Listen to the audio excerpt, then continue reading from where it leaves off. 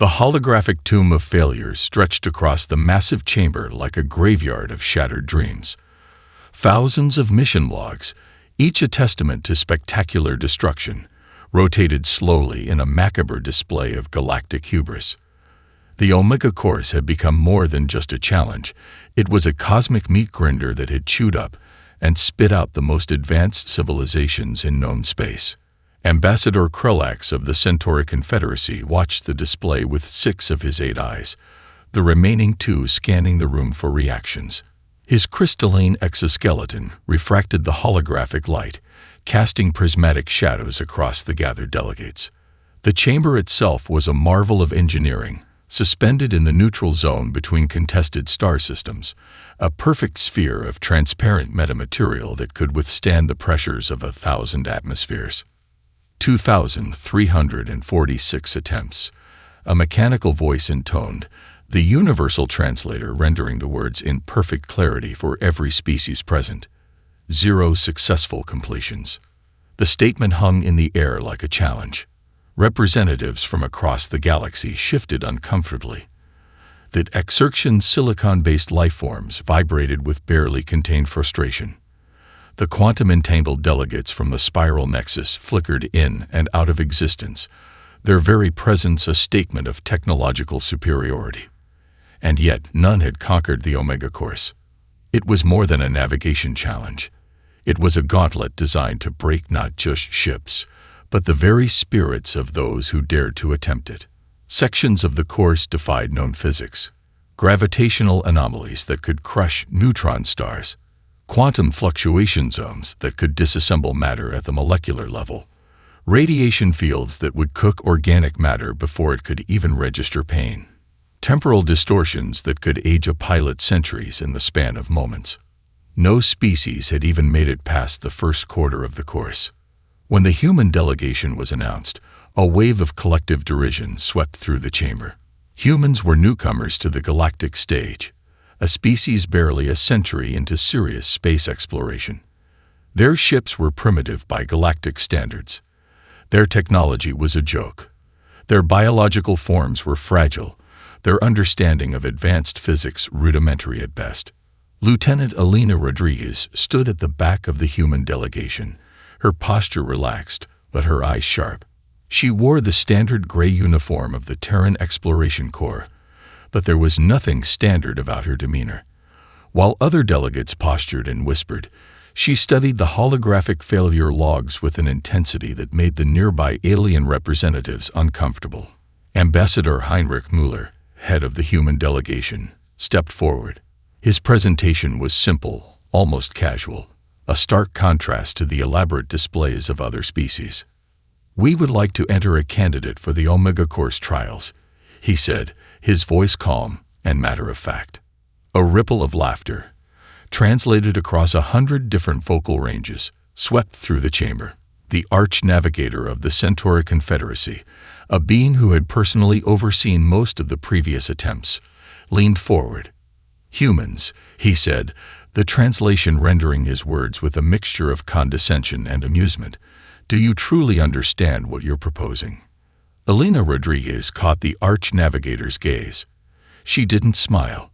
She didn't need to. Her eyes told a different story. A story of challenges accepted, of impossible odds waiting to be defied. The galaxy was about to learn that humanity's greatest strength was its ability to turn the impossible into a mere inconvenience. The trials would begin soon. The personnel file of Lieutenant Elena Rodriguez was a document that defied traditional classification. Military administrators had long since given up trying to place her in a neat categorical box. She was a statistical anomaly, a living, breathing contradiction that challenged every established protocol. Her earliest academic records told a fragmented story of brilliance barely contained. At 16, she'd been simultaneously expelled from 3 advanced academic programs for excessive experimental methodology and courted by research institutes for groundbreaking theoretical work. Her doctoral thesis in adaptive systems had been so radical that it had been both praised as visionary and dismissed as lunacy by her peers.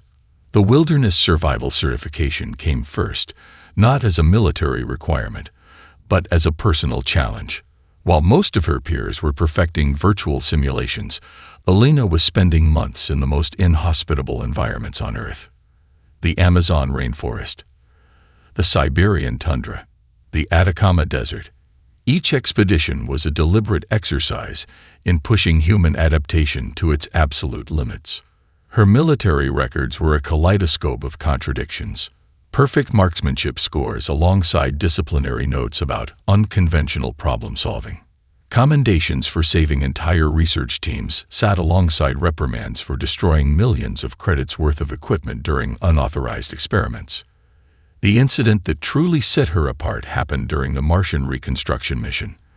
When a critical life support system failed during a deep cave exploration, most would have followed standard evacuation protocols. Alina did something else entirely. Using a combination of jury-rigged equipment, her own environmental suit, and what her commanding officers could only describe as impossible intuition, she not only saved her entire team but also managed to repair the critical system using components never intended for such a purpose. Her quantum navigation training was nothing short of revolutionary. Where other pilots learned to navigate through mathematical precision, Alina approached space as a living, breathing system. Her instructors reported that she didn't just read sensor data, she seemed to communicate with it. During simulation tests, she would make navigation decisions that defied all predictive models, yet consistently achieved better results than any other pilot. Dr. Marcus Chen, her primary training supervisor, had tried to explain her uniqueness to the selection committee. "It's not that Alina is smarter," he'd said, his holographic presentation flickering slightly. "It's that she refuses to accept the limitations that everyone else takes for granted." Her psychological profile was equally fascinating. Standard assessment tools simply broke down when applied to her. Stress tests that would crush most candidates seemed to energize her.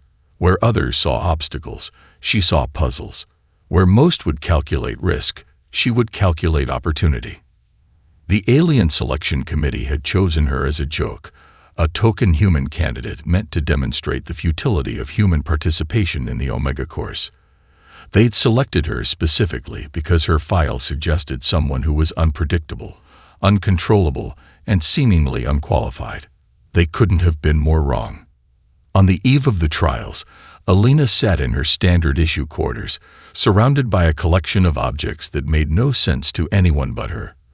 A piece of volcanic rock from Iceland, a quantum entanglement circuit she partially dismantled, maps of environments that no longer existed, notes scribbled in a language that combined mathematical equations with what looked like interpretive dance notations. She wasn't preparing. She was understanding. The Omega course was about to meet its match. The training facility was a marvel of engineering that looked more like a nightmare engineered by a mad scientist. Suspended between gravitational anchors, the complex sprawled across multiple dimensional planes, its architecture defying conventional physics. Here, the most advanced species in the galaxy prepared their champions for the Omega course. And here, Alina Rodriguez was about to rewrite every rule of preparation. Her training regimen began where others' comprehension ended. Day 1 looked nothing like a standard navigation preparation.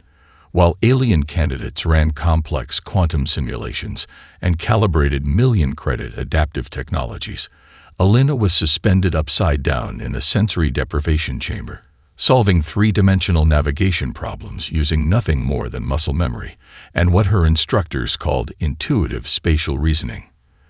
The observation team, a collection of the galaxy's most advanced scientific minds, were simultaneously fascinated and horrified.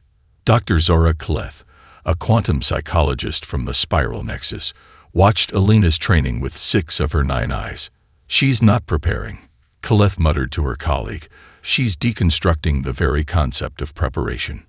Alina's approach was a deliberate deconstruction of everything the Galactic training protocols considered standard. 1 hour, she'd be running a zero-gravity navigation simulation. The next, she'd be buried underground in a pitch-black survival scenario, mapping complex spatial relationships using nothing but touch and sound. Then she'd switch to a meditation technique that combined Tibetan mindfulness with advanced quantum entanglement theory. Her physical training was equally unconventional. Where other species focused on technological augmentation, Alina pushed her biological limits. She trained in environments that simulated multiple planetary conditions simultaneously, a chamber that could shift from volcanic heat to Arctic cold in milliseconds, while maintaining unpredictable gravitational fluctuations.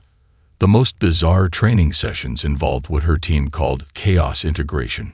Alina would be presented with completely random sets of variables: environmental disruptions, mechanical failures, biological challenges, and asked to develop solutions in real time. These weren't simple problem-solving exercises. They were deliberate attempts to break her ability to predict and respond. Her primary training eye, an advanced system nicknamed HFY, Advanced Responsive Integration Assistant, began to develop what some researchers nervously called concern. Lieutenant Rodriguez is operating outside of all predictive models, Araya reported during one evaluation. The AI's voice carried an almost human undertone of bewilderment. Her problem-solving approach suggests she does not recognize the concept of impossible. The most radical component of her preparation was something no other species had considered: total systems breakdown training. While others sought to build the most resilient technologies, Alina practiced what happened when everything failed. She learned to see systemic collapse not as a defeat, but as the beginning of a new solution. Her final preparation phase became legendary among the training staff. For 72 consecutive hours, Alina was subjected to a continuous stream of increasingly impossible scenarios: gravitational systems collapsing, quantum entanglement disruptions, environmental systems failing in progressively more complex patterns. She didn't just survive. She started to enjoy it. On the last day of preparation, when the training administrators presented her with what they believed was an unwinnable scenario, Alina looked at the complex holographic display and did something nobody expected. She smiled. The Omega course was about to meet its match. The fracture zone materialized on the navigation screens like a wound in the fabric of space itself. Quantum mathematicians had spent centuries trying to understand this region, a space where conventional physics became a cruel joke, where matter and energy danced a psychotic ballet of destruction. Every previous attempt to navigate this section had ended in total molecular disintegration. Alina's ship, the Horizon Breaker, hung at the zone's periphery. Its design was deceptively simple, a sleek vessel that looked almost primitive compared to the crystalline, hyper-advanced ships of other species. But there was nothing primitive about its core systems or its pilot. Entering fracture zone, Araya, her ship's AI, announced. Its voice carried a subtle undertone of what might have been apprehension. The first indicators of trouble began immediately. Sensor arrays began to fragment. Quantum stabilizers flickered like dying fireflies. Any other ship would have immediately initiated emergency protocols: retreat, shutdown, preservation. Alina did something else entirely. She leaned forward, her hands moving with a fluidity that suggested she was dancing more than piloting. Where other pilots would fight the quantum fluctuations, she began to read them, not as threats, but as a language. Each molecular disruption became a note in a complex symphony, each gravitational wave a rhythm to be understood. The ship didn't just survive the initial quantum stress. It began to move. Galactic observation stations watched in stunned silence. The fracture zone was consuming Alina's ship, or so it appeared. But those who looked closer realized something extraordinary was happening. The ship wasn't being destroyed. It was being transformed. Quantum entanglement typically meant instant destruction. For Alina, it became a navigation tool. Interesting, she muttered, a phrase that would be replayed millions of times across countless worlds. While other pilots would have been screaming in terror, she sounded like a researcher making a mild observation about a slightly unusual experiment. Araya's systems were going haywire. Quantum calculations that should have taken supercomputers millennia were being processed in microseconds. The ship's molecular structure was adapting, shifting, becoming something that existed between states of matter. Dr. Zora Kleth, watching from the observation station, couldn't believe her sensory inputs. "She's not navigating," the quantum psychologist whispered. "She's negotiating." The fracture zone was designed to be unnavigable. It was a region where space itself became a weapon, where the fundamental laws of physics became unpredictable torture devices. Ships that entered were reduced to atomic scatter in milliseconds. Alina's ship didn't just enter, it learned. Each quantum fluctuation that would have torn apart any other vessel became a data point. Each molecular disruption became a strategy. The horizon breaker wasn't fighting the fracture zone. It was communicating with it. 15 minutes into what should have been an instant of total destruction, Alina emerged on the other side. She was laughing. The first transmission from her ship sent shockwaves through the entire Galactic observation network. It wasn't a distress call. It wasn't a report of survival. It was a single word. Interesting. The Omega course had never met anyone like Alina Rodriguez. The next phase of the Omega course was designed to be a psychological meat grinder. Where the fracture zone had been a test of quantum navigation, this section was pure, concentrated chaos, a gauntlet of gravitational anomalies that had systematically destroyed every previous attempt. Massive black hole clusters danced in impossible formations. Gravity wells twisted and warped space like cosmic taffy, creating regions where time itself became a malleable concept. Navigation wasn't just difficult, it was mathematically impossible. Alina Rodriguez treated it like an intricate puzzle. Her ship, the Horizon Breaker, moved through the gravitational nightmare with a grace that defied comprehension. Where other vessels would have been crushed into subatomic particles, her ship seemed to flow around gravitational forces, treating them not as obstacles but as opportunities. The Galactic observation network went silent.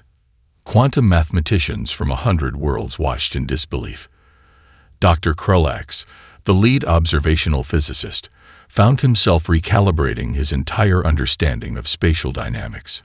"She's not navigating," he muttered to his assistants. "She's negotiating with fundamental forces." Alina's communication logs became mandatory viewing across multiple civilizations. Her transmissions were a mix of scientific observation and something else, an almost childlike excitement that seemed completely inappropriate given the mind-breaking challenges she was navigating. "Fascinating gravitational resonance in Sector 4 Gamma," she would say, her voice calm and steady. "The gravity wells are creating a harmonic cascade that—" A brief pause. "Oh, that's clever." Clever was not a word typically associated with survival in this section of the Omega course. Previous attempts had been reduced to less than atomic memories within milliseconds. The Horizon Breaker didn't just survive, it played. Each gravitational anomaly that would have obliterated any other ship became a dance floor. Alina moved her vessel with an intuition that suggested she was seeing something no one else could perceive. It was as if she understood the language of gravity itself, not as a force to be fought, but as a partner to be understood. Araya, her ship's AI, began to produce computational models that made advanced alien research teams weep. The navigation solutions Alina was generating defied every known principle of spatial dynamics. She wasn't just finding paths through impossible terrain. She was rewriting the fundamental understanding of how movement could occur. The most terrifying section came midway through the gravitational gauntlet, a region where 3 massive black holes created a gravitational triangle so complex that it had been mathematically proven to be untraversable. Previous attempts had been converted to pure energy before even reaching its outer boundaries. Alina approached it like a child might approach an interesting puzzle. Her ship didn't fight the gravitational forces. It didn't try to overcome them. Instead, it seemed to become a part of them, surfing the edges of impossible gravitational interactions, using the very forces meant to destroy it as a propulsion mechanism. When she emerged from the section, the transmission that came through made the entire observational network collectively hold its breath. "Well," Alina said, her voice carrying a note of pure, unbridled enthusiasm. "That was fun." The Omega course was quickly becoming less of a challenge and more of a playground. and humanity was just getting started. The final sector of the Omega course was known simply as the Crucible, a region so catastrophically complex that its very design defied conventional understanding. Every previous attempt had approached it with the accumulated wisdom of millennia of space navigation. Precise calculations, methodical approaches, cutting-edge technologies. Elena Rodriguez was about to throw all of that out the window. The sector materialized on her navigation screens like a nightmare engineered by a mad god. Quantum barriers intersected with gravitational anomalies. Temporal disruption zones created pockets where cause and effect became meaningless. Navigation wasn't just difficult, it was mathematically impossible, which is exactly why Elena decided to do something no one had ever considered. She turned her ship around. "HFY," she said calmly, "plot a reverse course through the Crucible." The ship's eye went silent for a millisecond. The closest an advanced artificial intelligence could come to shocked disbelief. "Lieutenant," HFY responded, "that is a statistical impossibility. Reverse navigation through the Crucible will result in immediate molecular disintegration." Elena smiled. The observation stations across the galaxy erupted into chaos. Alien scientists, quantum mathematicians, and navigation experts watched in horrified fascination as the horizon breaker began to approach the most dangerous section of the Omega course backward. Dr. Krulax, the lead observational physicist, felt something he hadn't experienced in centuries of scientific research: genuine, visceral shock. "She's not just breaking the rules," he muttered. "She's rewriting the entire concept of navigation." The Crucible was designed with a specific directional expectation. Every calculation, every quantum barrier, every gravitational anomaly had been precisely engineered to destroy anything approaching from the standard vector. The designers had created an impossible gauntlet that accounted for every possible approach. Every approach except backward. Elena's ship moved like a quantum ballet dancer. Where other vessels would have been torn apart by the slightest miscalculation, the horizon breaker seemed to flow through the impossible barriers. Each quantum disruption that should have destroyed the ship became a navigation point. Each gravitational anomaly became a potential trajectory. Her communication logs became legendary. "Interesting quantum resonance at the reverse temporal junction," she would say, her voice carrying an almost playful excitement. "The barriers seem to have a directional bias that..." A brief pause. "Oh, that's clever." HFY's computational models went into overdrive. The ship was generating navigation solutions that violated every known principle of spatial dynamics. It wasn't just finding a path. It was demonstrating that the very concept of a path was far more flexible than anyone had imagined. Alien observation teams watched in stunned silence. This wasn't just navigation. This was a fundamental reimagining of how movement could occur. When Elena emerged from the Crucible, her transmission sent shockwaves across the galaxy. "Well," she said, a note of pure, unbridled enthusiasm in her voice. "That was unexpected." The Omega course had met its match, and humanity was just getting started. The final moments of the Omega course were unlike anything the galaxy had ever witnessed. Elena Rodriguez wasn't just completing a navigation challenge. She was rewriting the fundamental understanding of spatial dynamics, problem-solving, and the very nature of possibility. The horizon breaker emerged from the final sector like a ghost, its systems dancing on the razor's edge between functionality and complete breakdown. But it was intact. More than intact, it was triumphant. The Galactic Observation Network went completely silent. Quantum mathematicians from 100 worlds stared at their data streams in disbelief. The computational models generated during Elena's run defied every known principle of navigation, physics, and rational thought. Where previous attempts had been reduced to less than atomic memories within milliseconds, she had not only survived, but seemed to have done so with an almost casual approach. Dr. Zara Kleth, the quantum psychologist who had been tracking Elena's progress, found herself laughing, a sound of pure, unadulterated scientific amazement. "She didn't just complete the course," Kleth muttered to her colleagues. "She turned it into a playground." The final analysis was brutal in its simplicity. Total time to complete the Omega course, 7 hours, 22 minutes, and 16 seconds. Previous best time, incomplete. The numbers told a story, but they didn't capture the true magnitude of what had just occurred. Alina hadn't just completed an impossible challenge. She had demonstrated that the very concept of impossible was nothing more than a failure of imagination. Her communication logs became instant historical documents, where other pilots would have been exhausted, terrified, or barely coherent. Alina's transmissions were a mix of scientific observation and childlike wonder. Fascinating quantum interaction in the final sector, she had said at one point, her voice carrying the same calm enthusiasm she might use when discussing a mildly interesting experiment. The temporal disruption zones create an interesting cascade effect that. A brief pause. Oh, that's clever. The post-trial analysis became a months-long process of deconstruction and understanding.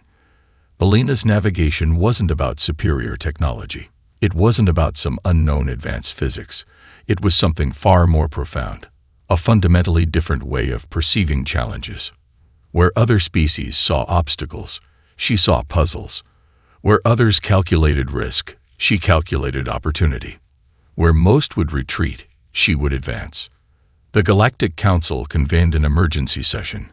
Representatives from 100 worlds watched the analysis in stunned silence. The implications were staggering. Humanity wasn't just a new player on the galactic stage. They were a complete paradigm shift. Araya, Alina's ship's AI, produced computational models that made advanced research teams weep. The navigation solutions generated during the Omega course challenged everything known about spatial dynamics, problem-solving, and the very nature of perception. When Alina finally stepped off the horizon breaker, she looked like she had just completed a mildly interesting morning jog. No exhaustion, no tension, just a slight smile and an almost palpable sense of curiosity. Well, she said to the assembled scientists and dignitaries, that was interesting. The galaxy would never be the same. Humanity had just announced its arrival. The consequences of Alina Rodriguez's Omega Course victory rippled across the galaxy like a quantum shockwave. What had begun as a seemingly impossible navigation challenge had transformed into a fundamental reimagining of potential itself. Universities across 100 worlds began restructuring their entire approach to problem-solving. Military academies dismantled centuries-old training protocols. Research institutions that had spent millennia developing increasingly complex technological solutions now found themselves studying something far more fundamental, the human approach to challenge. Dr. Zora Khalith published a groundbreaking paper that would become required reading across multiple civilizations. Its title was deceptively simple: Perception as Possibility. Humanity's Cognitive Revolution. The paper dissected Alina's approach not as a technological achievement, but as a psychological breakthrough. Humans do not see obstacles, Khalith wrote in her introduction. They see opportunities waiting to be understood. The Galactic Council found itself in an unprecedented position. Humanity, a species that had been viewed as a minor, potentially inconsequential newcomer to interstellar civilization, was now demanding serious reconsideration. Diplomatic missions that had previously been perfunctory became intense, carefully managed interactions. Alina herself became more than just an individual. She was a symbol, a living embodiment of a species' potential. Military strategists from advanced civilizations began a comprehensive study of human problem-solving techniques. What they discovered was both terrifying and fascinating. Humans didn't approach challenges with the rigid, mathematically precise methods of most galactic species. They approached problems with a fluidity that seemed almost organic, an ability to adapt that defied conventional understanding. The Horizon Breaker became more than just a ship. It was studied, reverse-engineered, discussed. But the most brilliant minds quickly realized that the ship's true marvel wasn't its technology, it was the approach of its pilot. Educational systems across the galaxy began incorporating what researchers called human-style adaptive thinking into their core curricula.